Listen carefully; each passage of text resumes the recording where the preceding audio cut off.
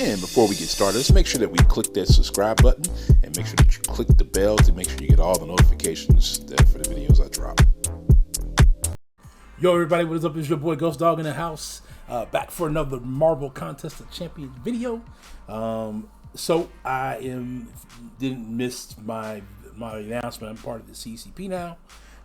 As being part of the CCP, I have been granted the Sorcerer Supreme for a very short time to test out and go over some things with you guys to kind of talk about the champ. In no way am I affiliated with Kabam or Marvel, but this is just a test that I get to do to kind of share my feelings with how I feel about the champ with you guys. And after a couple days, they removed this from my account. All right, now that I got all the legal mumbo jumbo out of the way, I think I got it all. Hopefully I got it all. I'm sure they'll let me know if I didn't get it all.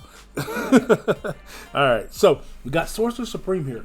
I know there's going to be a lot of other videos that come out today, but I just want to talk a little bit about her,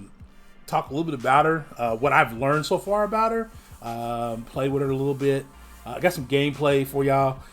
They give us a rank 3 Sig 200 5-star, so you get a little bit more than you would with a 4-star, but not quite enough to where, you know, she'd be top prestige on the account. All right, so her awakened ability is the Ring of Oblivion, where the Sorcerer Supreme gains 50.3% ability accuracy, and the potence of blessing is increased by 33.4%. I don't necessarily think she really needs her awakened ability, but if she has it, obviously it's good. It does give those ability accuracy increase, and the potency of blessings are increased as well. So her passive attacks and basic attacks deal energy damage instead of physical attacks, which means she's great for things like psychic thorns, where her attacks aren't physical contacts, against Korgs or anything like that you're going to run up against that requires you to deal energy damage opposed to actual physical damage. Sorcerer Supreme gains 70% less power from the attack, from the attacking, blocking, and being struck, but gains 25% of her max power every 9 seconds. So very similar to Doctor Strange, very similar, who I only have as a 4-star, and also very similar to Symbiote Supreme. They gain theirs through a passive power gain based on different things, and she is the same way. Physical resistance is negative 352.94, but she is plus 2,000 energy resistance, so she can really take a lot of energy damage. That's kind of good for champs that you run across that deal massive amounts of energy damage. People like Bishop come to mind right off the bat. I think Doom also deals some fact of energy damage as well. So she does come with some pre-fight abilities. Now, forgive me, I've been working on trying to say these names since I got the champ. It's just not going to go well. So in the you can correct me later on, but I'm going to do my best. So her first one is Ferocity. I'm not even going to try to say the first part, but I think it's Cytorak Ferocity. And basically that's her attack. Her attack rating is 670 plus increased critical damage rating. So that's where she's going to do the most damage in that phase. And then you got Ragnador Resolve, which grants 1,333.33 armor and 30% block chance, perfect block chance. So there's where you're going to have, like, if you need something her to be a little bit more defensive at times, that's the one you want to have her in. And then Icon's Ingenuity grants all hits power steal for 3% of the opponent's current power. So there can kind of help you, give you some power control right off the gate. So if you got someone who's got mad, power gaining abilities, someone like a Hyperion or maybe on a power gain node, or anybody on a power gain node, that could help you right out the gate, get that going. And then the Sorcerer Supreme gains 150% of all power stolen. So it really helps her with her power gain as well.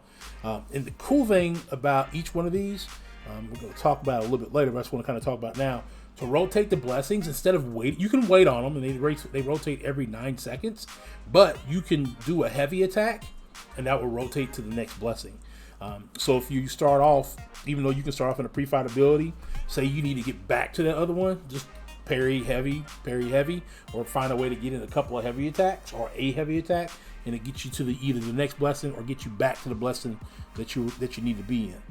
There's no way to keep it permanent, unlike Symbiote Supreme. I don't think like if you launch a special 3, do all I'm going to fact. I have to look down a little bit more.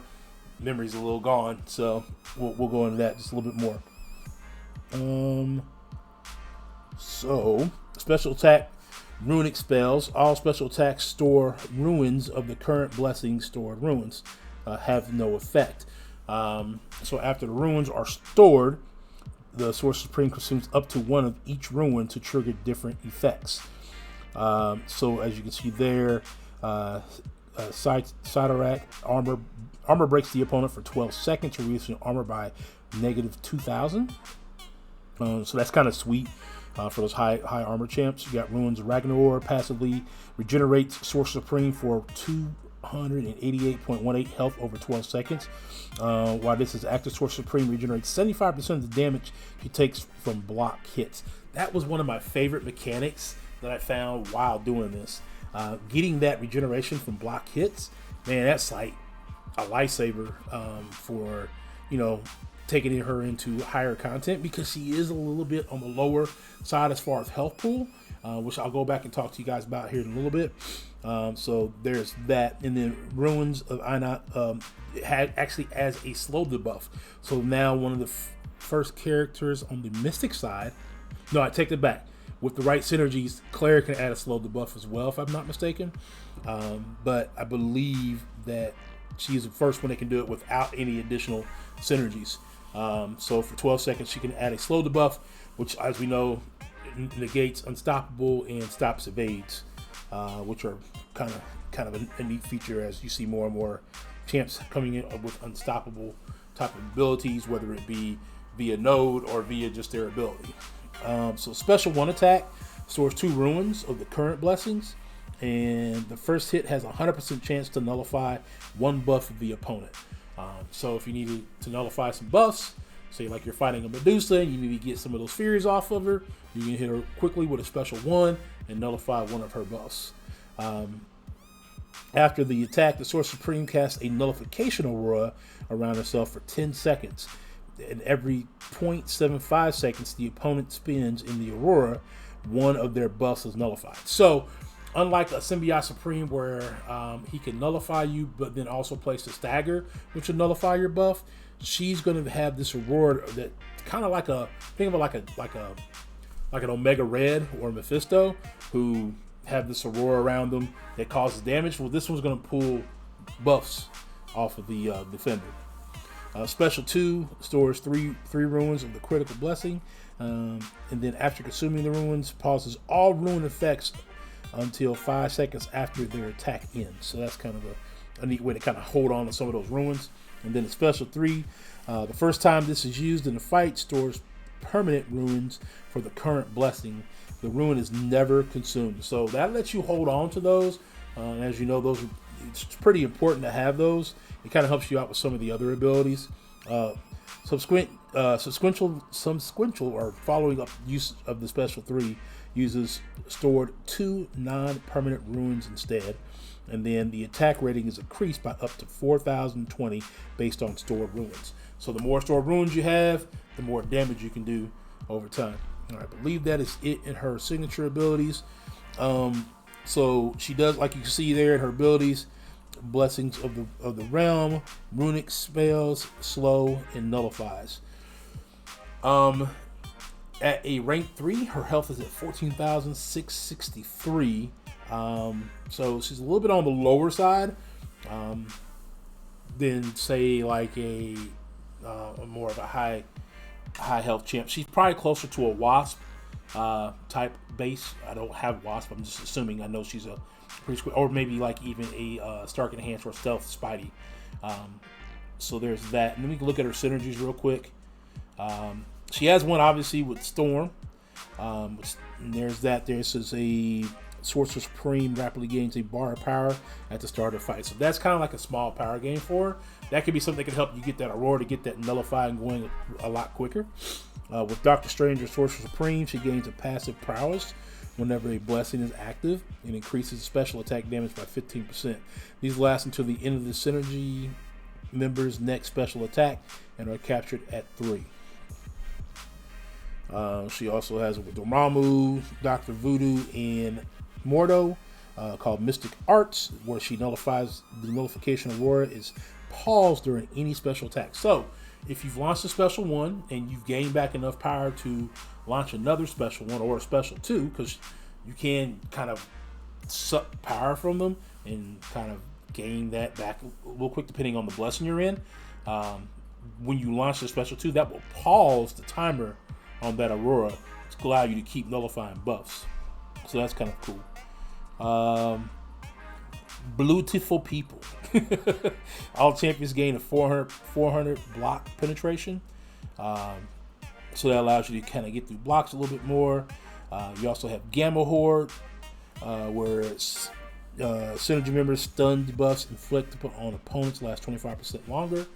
And House of Iron, where armor break debuffs inflicted on the opponent have 30% chance increased potency.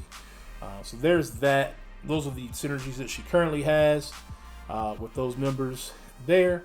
All right, y'all. So I'm going to hop into some gameplay, and we'll be back with you.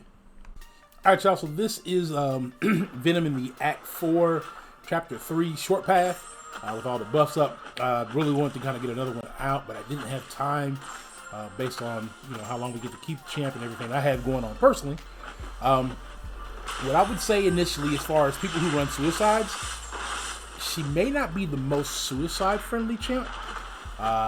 With that being said, the reason why is because in order to keep her regen up and some of her store her runes, you need to launch specials. So you need to launch special 1. I think the best way to do this is launching your special 1 first. And then launching your special, holding to special 3. Now right here, as you can see, I took some block damage on purpose from the special 2 to kind of show off the regen from the block damage. So I regen back 75% of my health, as well as I constantly have a regen up. Now I know there were some other fights out there that were a little bit better. But, with the time I had and everything I had going on, that's how I come up with. But I think it kind of gives her a quick rundown of some of her abilities. We didn't get to see all of them. 47 hits. It's not groundbreaking, but it is only a rank 3. It'd be kind of interesting to see what a rank 5 fully SIG 200 Sorcerer Supreme does. All right, y'all. Well, I think that's going to be it for me today on the Sorcerer Supreme video. My overall is, I think if you don't have a Claire or a Symbiote Supreme, this would be a good champ to go for. Maybe pick up in a crystal or grind her out in the arena that's going to come up. But let me know what you guys think of this video, and if you want to see more videos like this from other champs that are currently on my roster and they're not part of the CCP, let me know in the comments below. But I'll be looking forward to bringing you more content creator program videos like this in the near future. All right, y'all. Until next time. Peace.